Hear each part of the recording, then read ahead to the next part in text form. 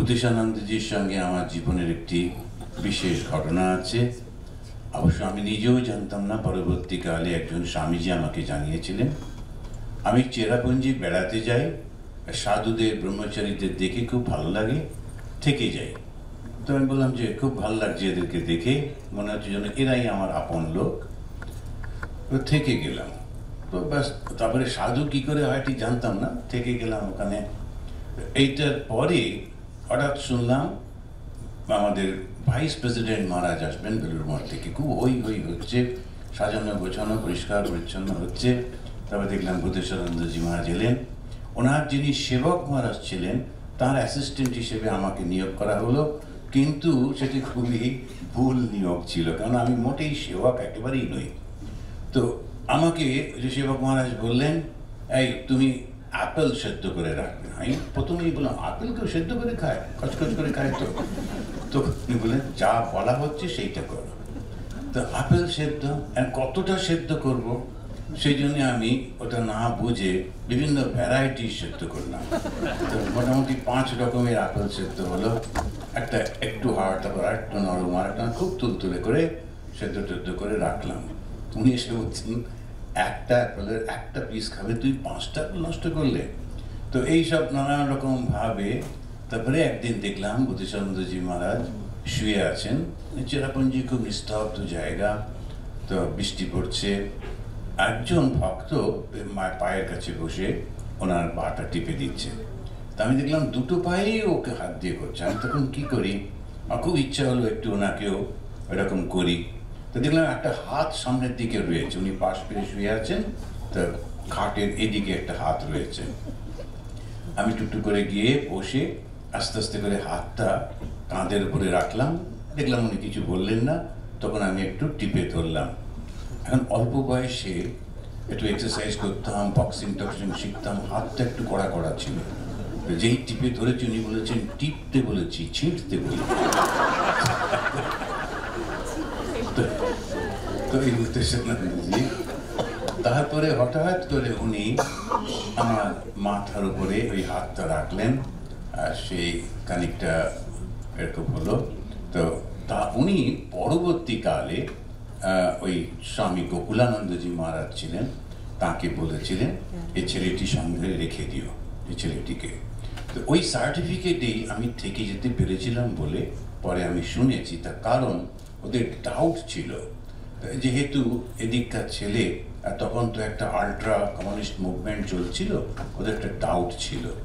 তারপর একটু বড় বড় চুল দাড়ি দেখলে তো একটু ভয়ও লাগে, মানে অবিশ্বাস হয়। তো সেই কারণেতে ওরা ভেবেছিলেন আমি বোধহয় ওয়ান অফ দেম, লুকিয়ে ওখানে গিয়ে জয়েন করবার চেষ্টা করছি পুলিশের ভয়ে। তা তো নয়। তো এইরকম সেই বুদ্ধেশ্বরানন্দজির সঙ্গে খুব ছিল। পরবর্তীকালে অদ্বৈতাশ্রমে আমি ইনফ্যাক্ট অদ্বৈতাশ্রমে জয়েন করি। চেরাপুঞ্জি গেছিলাম, কিন্তু আত্মস্থানন্দজি বললেন, this is not your place, চলো। তো সে নিয়ে এসে আমাকে বেলুড় মঠে কয়েকদিন ছিলাম, 2-3 মাস অদ্বৈত আশ্রমে রাখলেন। তো অদ্বৈত আশ্রমে প্রতি শনিবার আমরা যেতাম কাকুর গাছি, গিয়ে মহারাজের কাছে বসে থাকতাম, আর দুর্দান্ত গল্প করতে নানা রকম, আর কত কি শিখতে পারতাম। একদিন একটা মজার গল্প বলে মহারাজকে প্রণাম জানাবো। তো উনি গরমকাল তো, তাই জামাটা খুলে শুধু গেঞ্জি পরে বসে আছেন। আমরা সবাই মিলে ওনার পাটা টিপছি, 3-4 জন মিলেই পা টিপছি, একটু হাত বোলানো হচ্ছে। তো উনি বসে বসে নানান গল্প করছেন, এ করছেন। হঠাৎ করে একজন ভদ্রমহিলা একদম ঘরের সামনে এসে গেছেন। ইউজুয়ালি বন্ধ থাকে সেই সময়টায়, কিন্তু কিভাবে দাবান ছিল না বা কিছু, উনি ঢুকে সোজা মহারাজের ঘরের সামনে বারান্দায় এসে গেছেন। আর শুনতে পাচ্ছি উনি বলছেন, গুরুদেবকে প্রণাম করে আমি যাব। তো মহারাজ যিনি ছিলেন সেবক, তিনি গিয়ে বললেন, আচ্ছা গুরুদেব কি একটু বিশ্রামও করবেন না? দিনে রাতে আপনারা চলে আসছেন এরকম করে। উনি বলছেন, আমি বিদেশে চলে যাচ্ছি, আমাকে একটু দর্শন করতে দিন। তখন বুদ্ধেশ্বরানন্দজি বললেন, আচ্ছা ও চলে যাচ্ছে, একটু দর্শন করুন। তো মহারাজকে জামা পরিয়ে দেওয়া হচ্ছে, জামা পরেই তো উনি কীভাবে ওরকমভাবে দাঁড়াবেন।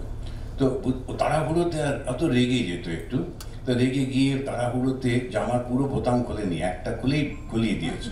তো হাত দুটো এরকম, আর চোখটা এই পর্যন্ত এসে আটকে গেছে। আর মহারাজ কিন্তু চুপ করে তাকিয়ে দেখছেন, আর ও টানাটানি করছে, ওটা না হবে বোতামটা না খুলে। ভদ্রমহিলা ভেতর থেকে ওই পর্দার পাশ থেকে দেখে ঘরে চলে এসছেন। ঘরের মধ্যে এসে বলছেন, এরকম করে কেউ জামা পরায়, গুরুদেবের কত কষ্ট হবে, বলে ওকেই ধমকি দিয়ে, সেবককেই ধমকি দিয়ে তাড়াতাড়ি করে বোতামগুলো খুলে পরিয়ে আর টুকটুক করে লাগিয়ে দিলেন। তখন ভূতেশ্বরজি বলছেন, তোমার জন্যই তো পড়া, আর তুমিই পরিয়ে দিলে। ভূতেশ্বরজি মানেই একটা আনন্দ, খুব সুন্দর একটা, সব সময় এত পবিত্রতা, সেইটাই ভালোবাসা আর আনন্দের মধ্যে দিয়ে প্রকাশ হতো। তা আমরা কি করে বুঝবো যে আমরা পবিত্র হয়েছি? এইটাই, যে সব সময় একটা আনন্দ থাকে, আর কোনো রকম কারুর প্রতি কোনো ঈর্ষা দেশ কিচ্ছু থাকে না। ওটা হচ্ছে পবিত্রতার লক্ষণ। আমরা যখন বলি পবিত্র আর অপবিত্র, সেটা হচ্ছে যিনি ঈশ্বরে মন দিয়েছেন, ঈশ্বরকে ভালোবাসেন, ঈশ্বরকে চান, তিনি পবিত্র।